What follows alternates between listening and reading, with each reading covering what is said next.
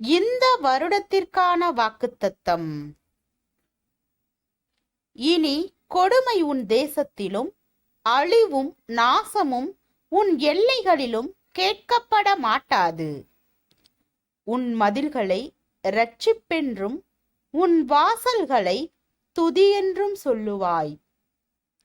இனி சூரியன் உனக்கு பகலிலே வெளிச்சமாயிராமலும் சந்திரன் தன் வெளிச்சத்தால் உனக்கு பிரகாசியாமலும் கர்த்தர் உனக்கு நித்திய வெளிச்சமும் உன் தேவனே உனக்கு மகிமையுமாயிருப்பார்.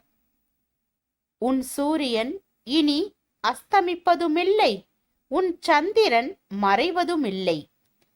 கர்த்தரே உனக்கு நித்திய வெளிச்சமாயிருப்பார்.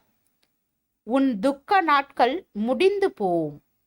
ஏசாயா 60வது அதிகாரம் 18, 19, 20 வசனங்கள்.